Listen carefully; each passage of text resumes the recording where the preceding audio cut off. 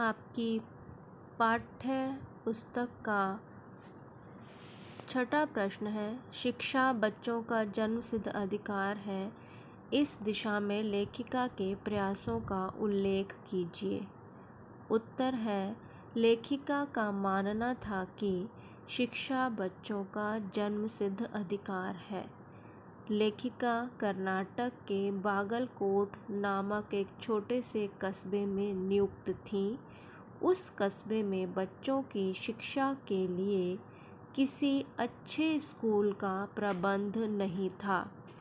तब लेखिका ने अपने प्रयासों से एक ऐसा विद्यालय खोला जिसमें हिंदी अंग्रेजी के साथ साथ कन्नड़ भाषा भी पढ़ाई जाती थी।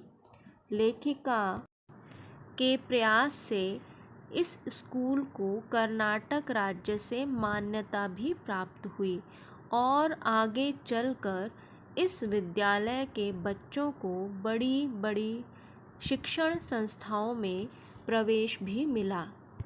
आपकी पाठ्य पुस्तक का 7वां प्रश्न है, पाठ के आधार पर लिखिए कि जीवन में कैसे इंसानों को अधिक श्रद्धा भाव से देखा जाता है। उत्तर, पाठ के आधार पर निम्नलिखित व्यक्तियों को श्रद्धा के भाव से देखा जाता है। नंबर 1, निष्पक्ष और सच्चरित्र व्यक्तियों को। निष्पक्ष मतलब जो पक्षपात नहीं करते। नंबर 2, सत्य और प्रिय बोलने वाले व्यक्ति को। नंबर 3, दूसरों की गोपनीय बात अपने तक सीमित रखने वाले व्यक्तियों को। और नंबर 4, सच्चाई और ईमानदारी से अपना कार्य करने वाले व्यक्तियों को।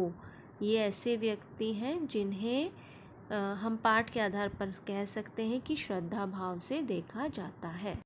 प्रश्न 8 है, सच अकेलेपन का मज़ा ही कुछ और है।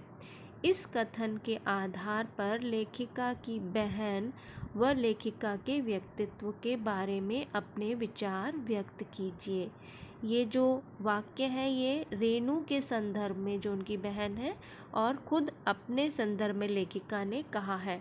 तो यहाँ पर हम लेखिका की बहन रेणु के व्यक्तित्व को जानेंगे। लेखिका की बहन का व्यक्तित्व। लेखिका की बहन रेणु दृढ़ निश्चयी और स्पष्टवादी थी।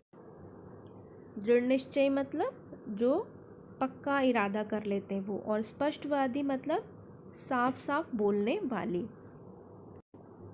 वह अपनी सोच के अनुसार चलने वाली थी। वह जो एक बार सोच लेती थी उसमें किसी भी प्रकार का परिवर्तन नहीं करती थी।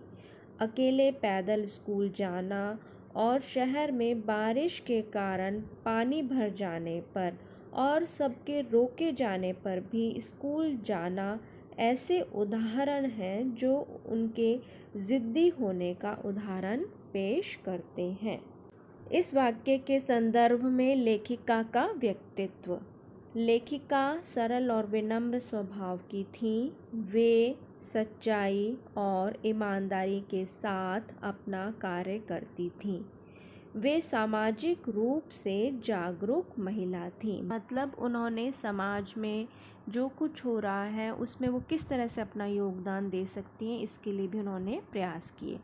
उनके प्रयासों से कर्नाटक में अंग्रेज़ी, कन्नड़ और हिंदी भाषाएं सिखाने वाला विद्यालय खुल पाया। डालमिया नगर में नाटक खेलकर अकाल पीड़ित क्षेत्र हेतु धन इकट्ठा करना उनके सामाजिक रूप से जागरूक होने की ओर संकेत करता है। वे निजता से अपना जीवन जीती थीं और दूसरों के जीवन में हस्तक्षेप नहीं करती थी, मतलब दखलंदाजी नहीं करती थी, इंटरफेयर नहीं करती थी।